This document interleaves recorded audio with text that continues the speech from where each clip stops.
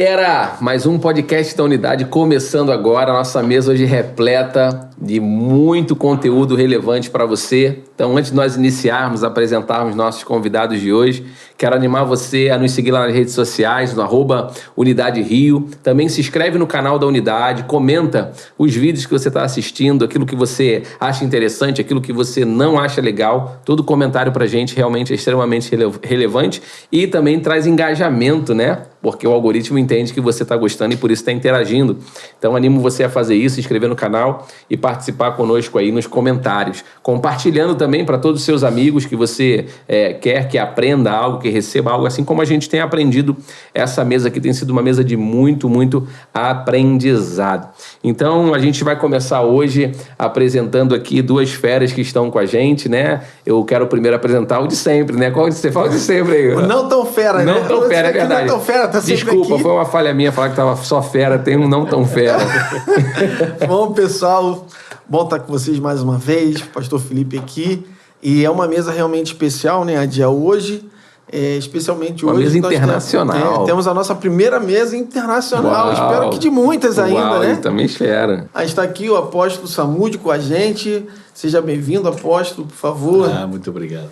Seja bem-vindo. Você está vindo, é argentino, veio da Venezuela, serve na igreja lá na Venezuela, e estava aqui no Brasil participando de alguns eventos, esteve lá na nossa igreja, e eu aproveitei e falei, eu tenho que levar o apóstolo Samúdio lá no podcast, ele tem que gravar e falar com a gente para essa geração que ele tem vivido. Mas ele também não está sozinho, ele está aqui também com... o profeta Ricardo Assis, né?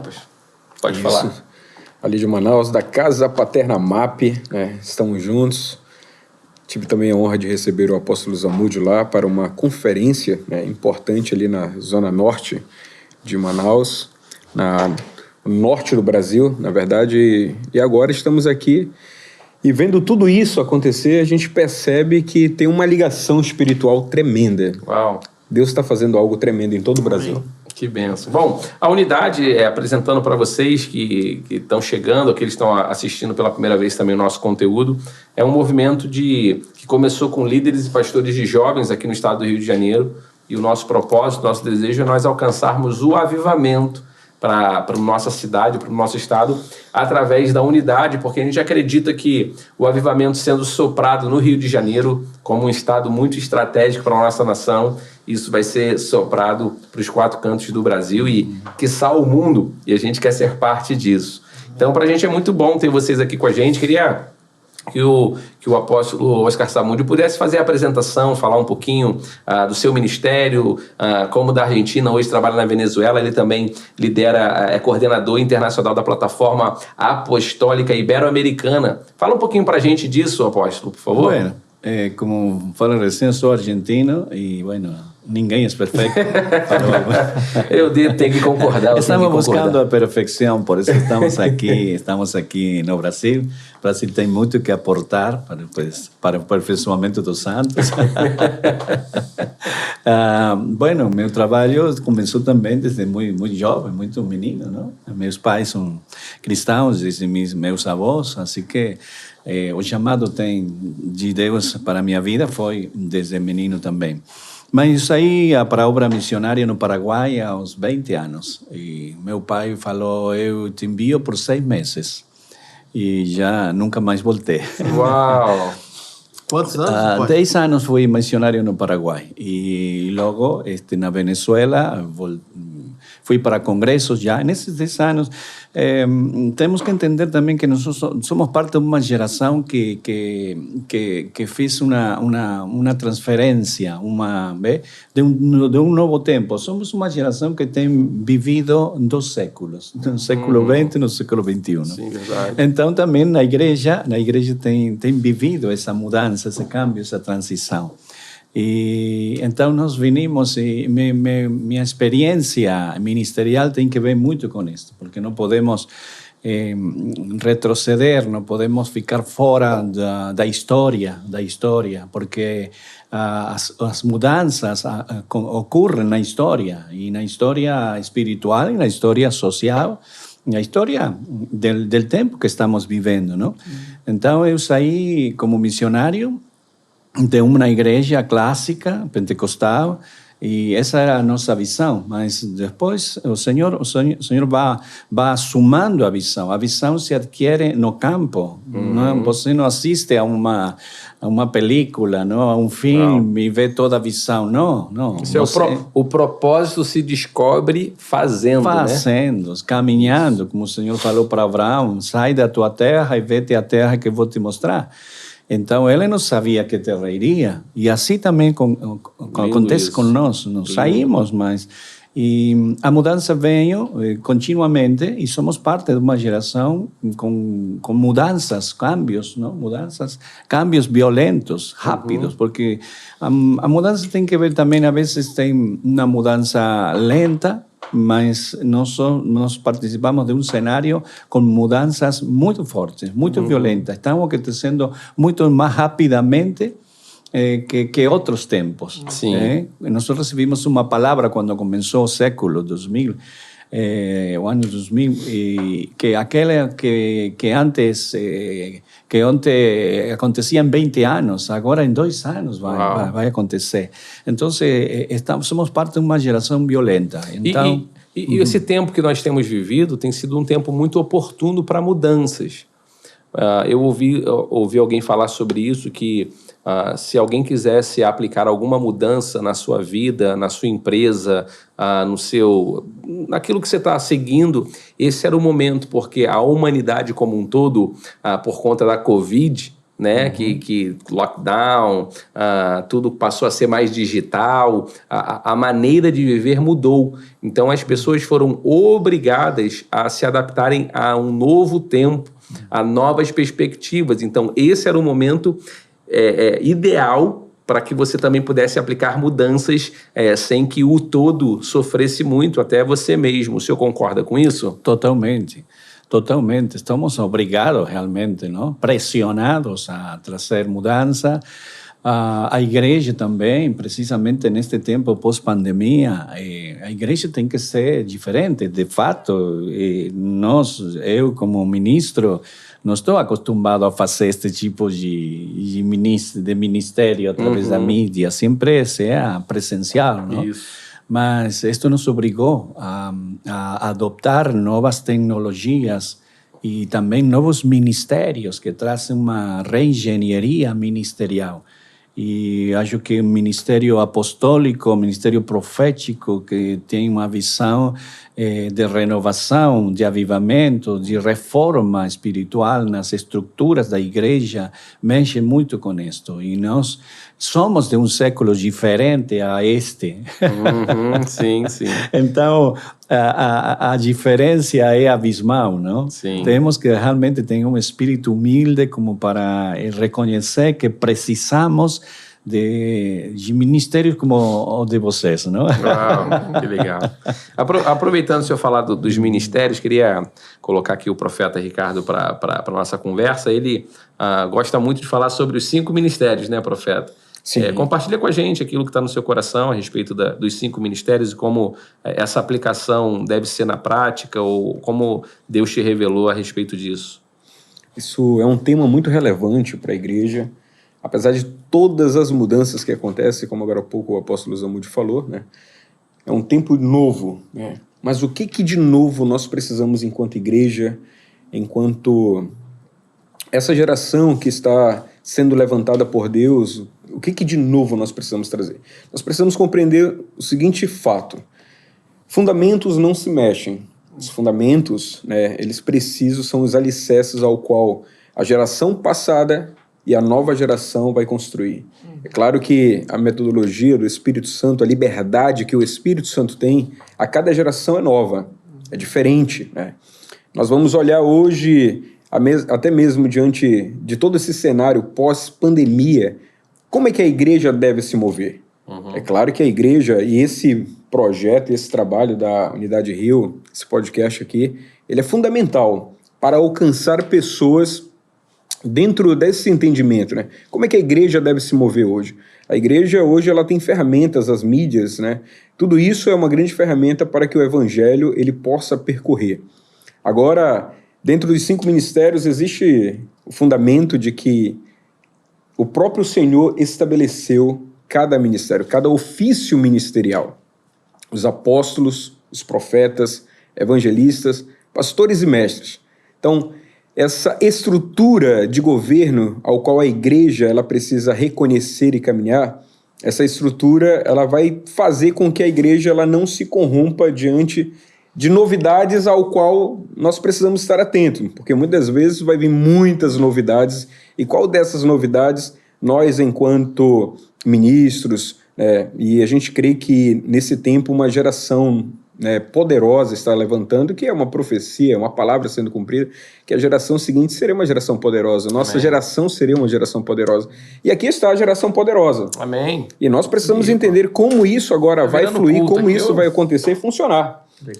Então, nós precisamos entender isso, dentro deste novo, dessa perspectiva, como é que os novos apóstolos, novos profetas, pastores, evangelistas e mestres, eles devem continuar levando o evangelho. Que eu acho interessante, né, que Efésios 4:11 ele vai falar, né, que é tudo para edificação da igreja, né? Mas quando você está falando de a nossa mente, ela tem que estar atenta para o que está vindo, né? Eu lembrei logo de Romanos 12, que vai falar da renovação da nossa mente. E aí a renovação da nossa mente não é para entender simplesmente o mundo, como o mundo se comporta, mas sim como o Espírito quer atuar no mundo através desse tempo que nós estamos vivendo, né? Então, o apóstolo está falando da questão das tecnologias que a gente teve que aprender, né? Não só ele que fala que é do século passado e tal, mas nós você também é do século passado, né?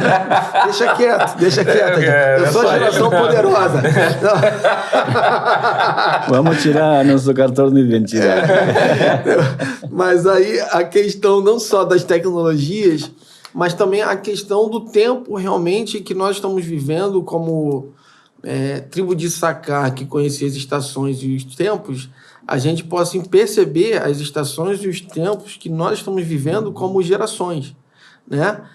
Qual é o tempo? A dificuldade de se expressar, a dificuldade de se comunicar com o mundo, a dificuldade de evangelizar, a dificuldade ou o desafio que você tem de alcançar aqueles que não conhecem a Jesus. Porque a gente está vivendo um tempo de polarização, mas ao mesmo tempo, na mesma época, é um tempo de globalização. Então é um mundo polarizado, mas é um mundo que conversa um lado com... Ou seja, você aqui conversa com quem está no Japão, no Oriente Médio, na Ásia. Você tem acesso, mas são pessoas com ideias completamente diferentes, às vezes, mas que a gente precisa estar com os nossos ouvidos atentos para entender o tempo, a estação e como que a gente, através do Espírito, consegue alcançar essas pessoas, seja ela através dos 5 ministérios, seja ela através do ofício que você vai executar, mas uma forma que você consiga cumprir aquilo para qual Deus tem te chamado a fazer, né? Pegando o gancho do que o Felipe está falando está falando basicamente sobre a diversidade dos dons, né? E a multiforme graça de Deus, a gente comunica para muitas igrejas aqui, para muitos líderes. A gente sabe que existem igrejas que não aceitam, por exemplo, a posição apostólica, né, nas suas instâncias de governo. Então, não aceita, não entendem muito bem o que seria, talvez, apresentar alguém como um profeta, né? E eles... Apesar de que o pastor Ricardo é profeta, pastor, mestre, evangelista. Não, e certamente o apóstolo é pastor também, é mestre. Então, assim, a questão é como, numa pluralidade de ideias, a gente consegue apresentar para os nossos jovens hoje como é na prática, como é a aplicação disso, dos 5 ministérios, daquilo que a palavra apresenta há alguns anos atrás, né, para aplicação hoje. Existe alguma evolução da atividade, se eu posso dizer, da função? Existe alguma adaptação para o novo tempo? É exatamente como foi dito e como vivia naquela época? Vocês poderiam, talvez, falar um pouquinho sobre isso? Eu creio que a evolução é contínua, é parte da renovação, mas os fundamentos não mudam. O fundamento não muda. E o Senhor falou que Ele é fundamento, que Ele é a pedra principal e cada um quem tem que olhar como sobre-edifica. Cada geração tem que ter aquele cuidado de como sobre-edifica sobre o fundamento que Ele constituiu.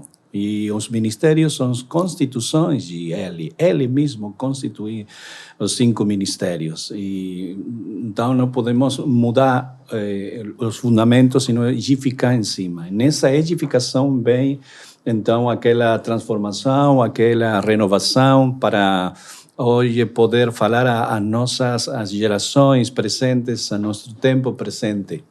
Então, todos precisamos dos ministérios para levar-nos desde o nascimento até a maduridade, porque ninguém pode amadurecer por si mesmo.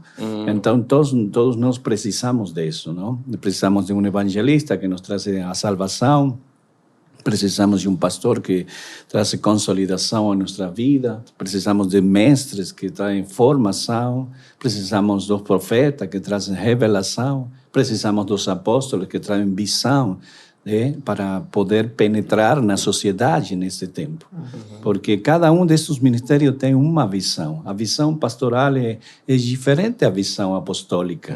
Se complementa, mas são diferentes. Baseado nisso, deixa eu perguntar, existe alguém que acumula as funções em si? Pô, existe, está sentado aí no nosso... Olha aqui a minha esquerda, está o profeta Ricardo. Você poderia responder isso para a gente, profeta? Como entende essa questão? Assim, existe alguma pessoa que ela detenha talvez os 5 ministérios, ou ela tenha 2 dos ministérios, ou não? Cada um é chamado especificamente para um ministério e ele aplica.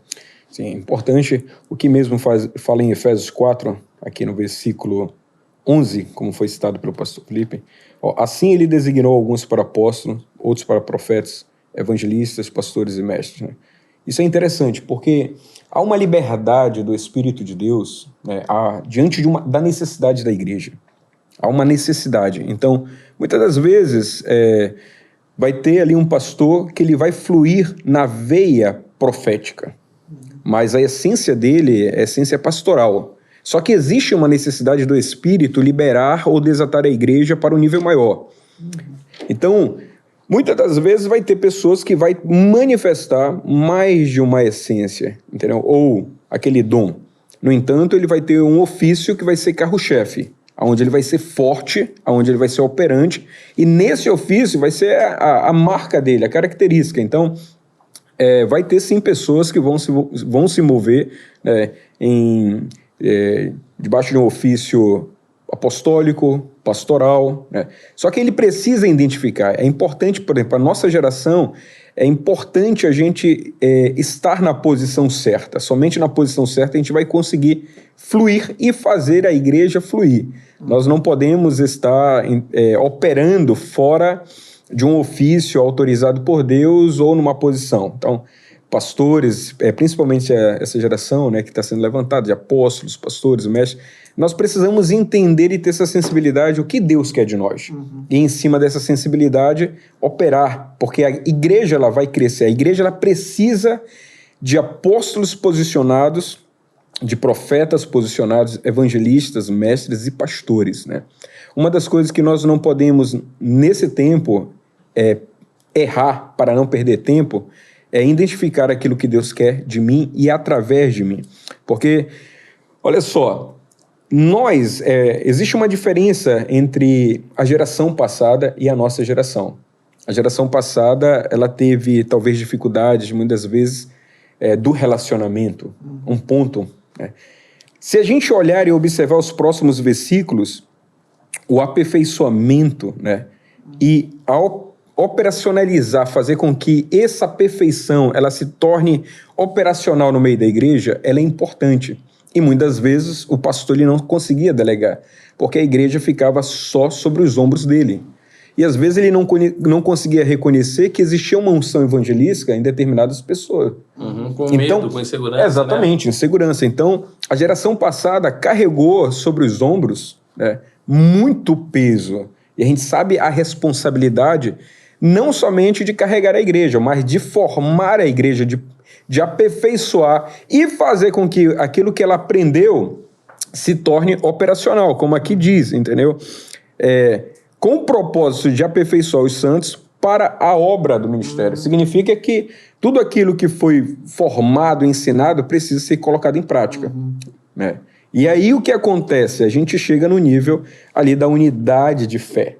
E é tremendo esse propósito, porque essa é a nossa responsabilidade da nossa geração. Isso. É quebrar os bloqueios, as muralhas, tudo aquilo que talvez a geração passada não soube como fazer. Mas através de todo o trabalho que eles desenvolveram, o próprio Espírito de Deus vai nos dar a estratégia de como nós podermos estabelecer a unidade. E aí, pela unidade, há uma manifestação tremenda. Aquilo que a terra precisa, aquilo que o Brasil precisa, aquilo que o Rio precisa, o Amazonas precisa, a Venezuela precisa, irá ser manifesto através de uma unidade. Dentro de um propósito. Pegando esse gancho também do que o profeta Ricardo está falando, apóstolo, ele está falando da nossa geração, a geração passada, né, carregou esse peso muito grande, executar todas as coisas, não desenvolver, talvez, com a visão bíblica e não de forma intencional, mas às vezes por ignorância, por não conhecer, né? E falando dessa transição geracional, né? O Senhor gosta muito de falar sobre a questão da paternidade, né? Então, assim, qual seria hoje a falta da paternidade que ela tem causado hoje no meio da igreja, no seio da igreja, né? E qual a importância disso para que a transição geracional ela possa ocorrer de forma saudável e bíblica também? Eu acho que a falta de paternidade gera filhos, mas gera filhos órfãos. Órfãos de pais vivos. Órfãos de pai. Então gera novas almas, gera novo nascimento, mas não edifica, não evoluciona. Então, temos que evolucionar. E os filhos são uma grande responsabilidade. Eu acho que fazer um filho é muito glorioso, mas criar o filho e levar à maturidade... Fazer um filho é maravilhoso. Então, também é isso, não? Em termos espirituais também. Gerar filho, uno se alegra, ver multidão na igreja, quer ver uma igreja lotada, um local lotado de pessoas, mas é uma grande responsabilidade. Por quê? Porque temos temos olhado esse cenário. Muitas almas que vieram às igrejas não perseveraram. A porta de fora foi mais... Como é? A porta de saída é mais grande que da porta de entrada. Precisamente por isso. Geraram filho, o ministério evangelístico, trouxe multidões e o trabalho pastoral e fez o que sabe fazer, mas não enxergaram mais além. Por quê? Porque precisamente o ministério não é tudo de um. Há ministérios pais que são ministérios que te levam à maturidade. Sempre há ministérios pai e ministérios mães. Porque um pai só não funciona, tem que ter mãe também. Porque um não pode ser pai se não tem uma mãe. Sim. Então, há ministérios que trabalham com novas almas. O ministério evangelístico, o ministério pastoral, estão gerando sempre novos filhos, não? Mas na igreja tem pais, tem outros ministérios que estão levando a esses filhos que estão nascendo a um nível de maturidade em Deus.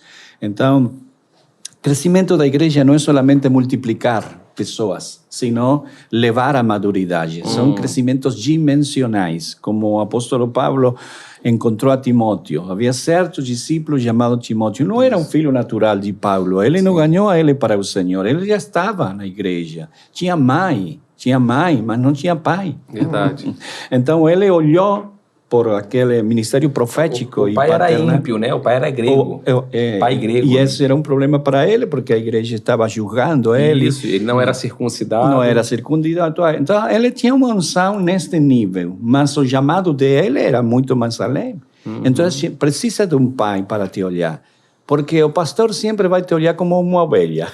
Sim. O pastor sempre vai ficar, você tem que estar aqui, tem que estar aqui. E é glorioso, maravilhoso, mas há outra mais, sabe? Então, um pai, um apóstolo, olha mais além do que você vai fazer na obra local daquele. Sempre eu falo que o verso que te viu nascer não tem que ser o teu túmulo. Ok. O berço que te viu é. nascer. Certo. Compreende? Sim. Não tem que ser o teu túmulo. Você nasceu ali, mas você não vai morrer ali.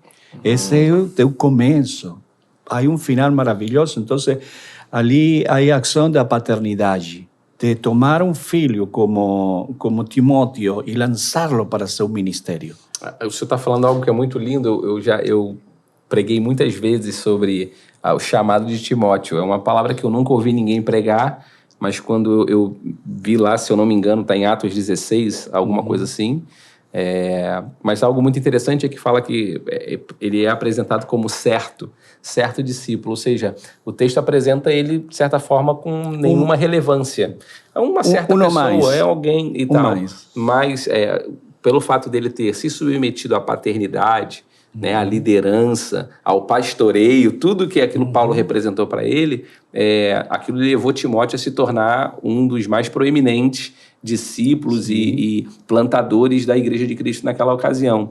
E um dos pontos mais importantes que Deus me revelou nessa palavra foi uma palavra rema que Deus colocou no meu coração mesmo, foi que Timóteo, uma das coisas que ele fez, ele foi circuncidado por Paulo. E quando diz isso, o que Deus falou para mim é que para que Timóteo se tornasse o homem que Deus queria que ele fosse, ele precisou colocar a intimidade dele na mão de Paulo. Porque a circuncisão tem a ver com a intimidade, né? Tem a ver com a parte mais íntima do homem, a parte que você mais esconde, que mais tem vergonha de expor. Mas para ele se tornar, ele teve que abrir toda a intimidade para esse pai. Né? E o pai não te julga por tua condição presente, porque ele tem uma visão sobre ti. É a visão do nosso Pai Celestial. O nosso chamado é mais forte que nossas fraquezas. Que lindo. Então, aí tinha um pai como Paulo, com ele e com outros mais, que tinham um olhar, uma mirada mais além da condição que ele tinha hoje. E essa deve ser parte de nós. Às vezes nós, como pastores, conhecemos muito essas pessoas. Conhecemos suas fraquezas. Eu participo de muitas igrejas e às vezes o pastor fala, mira, esse moço que está lá, antes era isto. E eu fico, por que me tem que contar isto? Eu não preciso saber o que ele foi antes.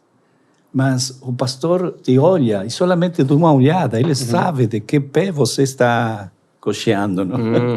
Sim. Precisa de uma visão profética para não olhar o que ele foi no passado, porque esse é um estigma na vida das pessoas. Tem que esquecer disso mesmo. Para isso se precisa de uma unção profética, para olhar o que Deus tem com você. E de uma unção apostólica para se animar a te enviar, apesar de muitas coisas. Tem que correr o risco. Sim. Deus corre risco conosco. Sim, e verdade. continua correndo o risco conosco, apesar de nosso passado, porque nosso passado ele esquece totalmente. Ele acredita em nós mais do que nós acreditamos nele. E ele te vê como pai antes de que você seja pai.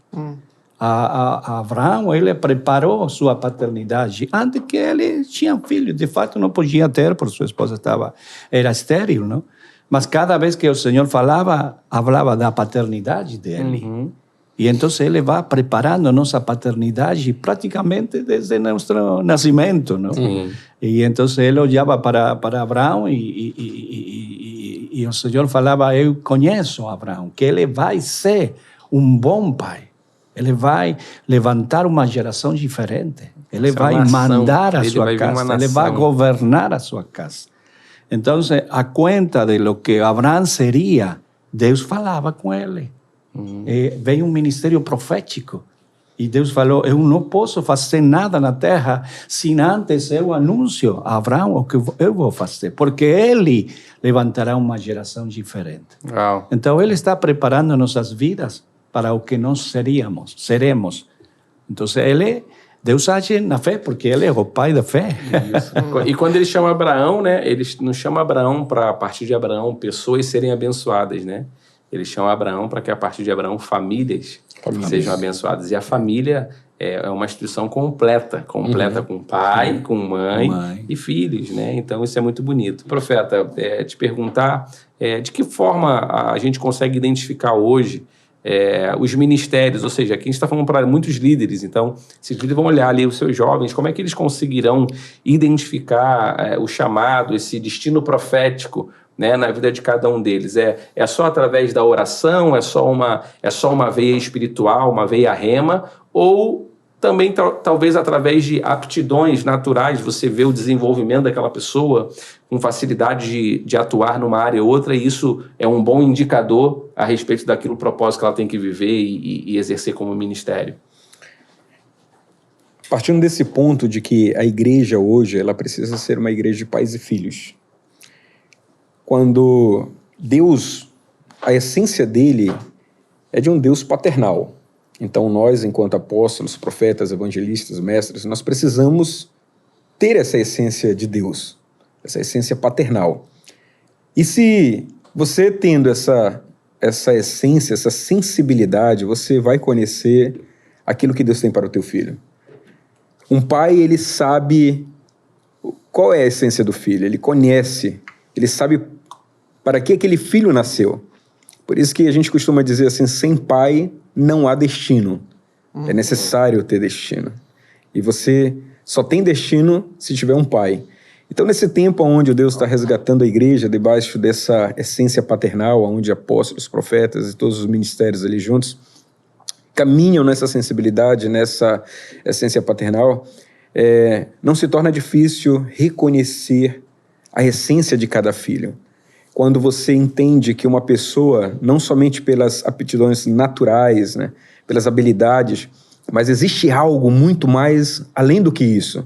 Você sabe que aquele filho carrega uma característica, carrega algo muito mais poderoso, você sabe que o Espírito de Deus está ali movendo, impulsionando aquele filho para algo grande, para um ofício ministerial.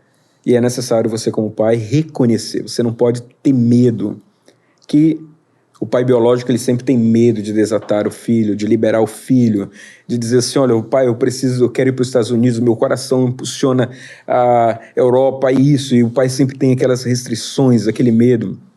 Nós não podemos ser essa geração que outrora, a geração que passou, tinha todos esses cuidados excessivos. Nós precisamos ganhar tempo, precisamos estar sensível com a essência paternal, desatando os filhos para aquilo que Deus tem realmente, porque somente eles posicionados nós iremos ver o avanço da igreja, o avanço do reino de Deus nessa terra, porque eles sabem, quando estiverem exercendo aquele ofício, sendo um pastor, sendo evangelista, sendo um profeta, sendo um apóstolo, um mestre, eles sabem que as dificuldades virão, mas eles sabem a identidade dele, eles sabem a essência dele, sabem a característica dele, e isso é importante. Legal. Eu queria só, antes da gente encerrar, Diel, eu queria ouvir ainda do apóstolo Oscar Samudio sobre como que o irmão enxerga hoje, o tempo que a gente está vivendo. Eu sei que o nosso tempo está esgotando, mas talvez compartilhar um pouco sobre como que o irmão está vendo esse período de hoje, de transição ou não, ou o tempo da urgência que o senhor tem tido para os dias de hoje, né? A gente sente que há uma urgência do Senhor para esse tempo. Eu acho que a transição mexe com todos. Todos estamos transicionando. Ninguém pode falar, eu já passei a transição. Porque, como falamos aqui, o tempo nos está obrigando cada dia a dar um passo para adiante, não? E quem trabalha com o Espírito de Deus, ele sempre está revelando coisas maiores. E temos um compromisso de entrar nessa renovação com o Espírito de nossa mente, aquele que está nos inspirando a pensar de uma maneira. Então, todos precisamos essa transição. A transição é importantíssima porque vai te levar de um nível para outro nível. E a transição deve ser ministrada. Há ministérios específicos que nos ajudam na transição. A transição, finalmente, não é um período onde você vai ficar. Você tem que... A moeda corrente na transição são as mudanças. Eu estava pregando numa igreja em Buenos Aires, uma igreja tradicional. depois de meio ano, 6 meses, eu voltei a essa igreja. E o pastor estava muito alegre, a pastora também, porque eles transicionaram. Mas eu não vi nada, não notei nenhuma transição assim, fisicamente, não? Pirelli, você não está olhando para a nossa transição, e eu não sabia de que estava falando. Até que depois me di conta que eles mudaram os bancos, tiraram os bancos de anos, eram mais santos os bancos que os santos que se sentavam nele. Eles tiraram os bancos e puseram cadeiras de plástico. E para eles foi uma grande mudança. Sim. Por quê? Porque agora tinha liberdade do espírito e as pessoas passavam adiante, eles oravam. Antes não podiam fazer isso porque os bancos, imagina, para eles essa era uma mudança. Uau. Coisa que talvez para mim, mas para ele era uma grande mudança, porque depois de tantos anos puderam sacar aqui. Então eu perguntei, e o que fizeram com os bancos? Puseram fogo. Hicieron ali uma assada, uma parrilha. Mas, então, eu acho que a transição deve ser ministrada. É importante você estar dizendo que, assim, a gente vê também, é importante a gente respeitar a transição dos outros, né? Totalmente. Porque você está falando algo muito interessante. O senhor viu, para o senhor não representava uma grande mudança, mas para eles era uma quebra de paradigmas muito grande. Então, significativo. Então, a moeda corrente na transição é a mudança. Temos que mudar. Então, nós podemos evaluar. As mudanças são evaluadas? Avaliadas. Temos que avaliar de como éramos a como estamos hoje agindo. Então, isso nos vai dar a nós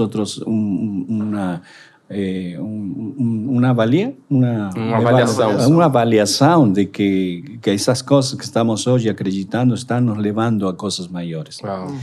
Então, ministérios apostólicos, por exemplo, mexem muito com isto. Há níveis apostólicos e estratégias apostólicas.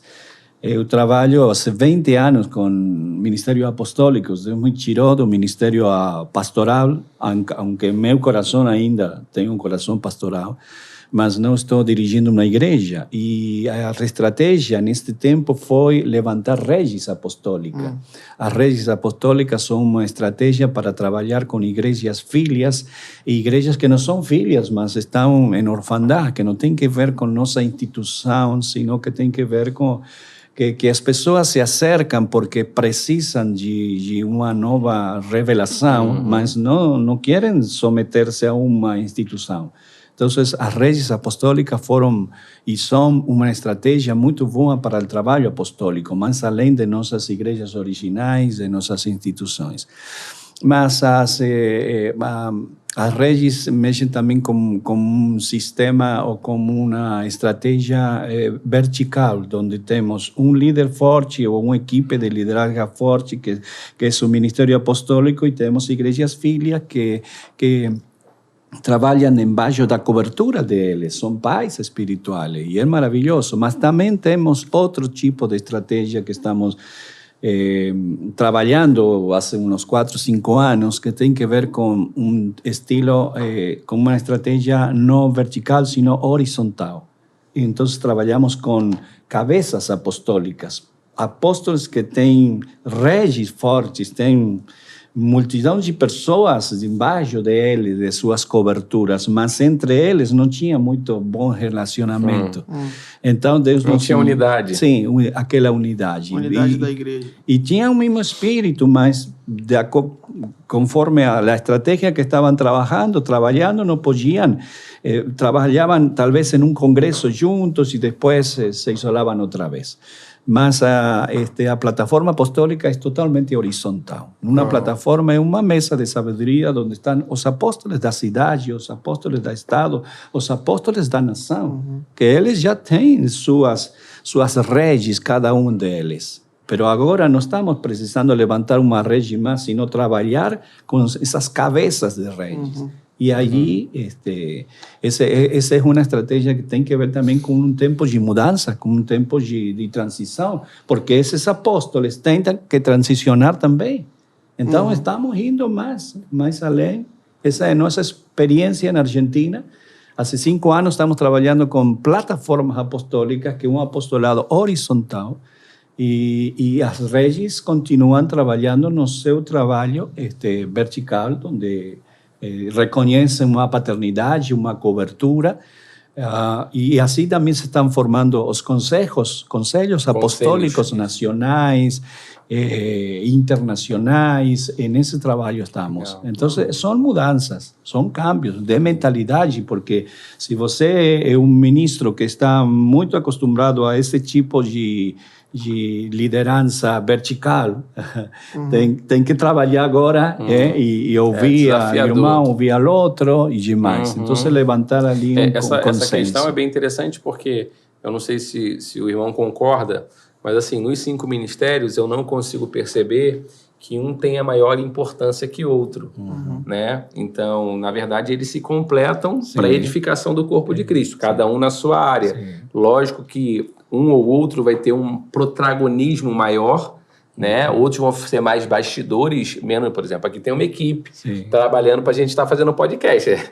Eles são tão importantes que se eles não estivessem aqui, a gente não conseguiria estar. Só que as pessoas, elas querem ser a cara, elas querem estar sentadas nessa mesa e elas acham que isso é mais importante, quando, na verdade, nos ministérios não é. Então, quando a pessoa, quando o líder, quando o pastor, quando o apóstolo, ele se acha mais importante, a liderança dele vai ser sempre, né, vertical. Né? Ele vai, eu daqui, mas tende em vós o mesmo sentimento que houve em Cristo Jesus, né? Por isso eu tenho tocado exatamente nisso.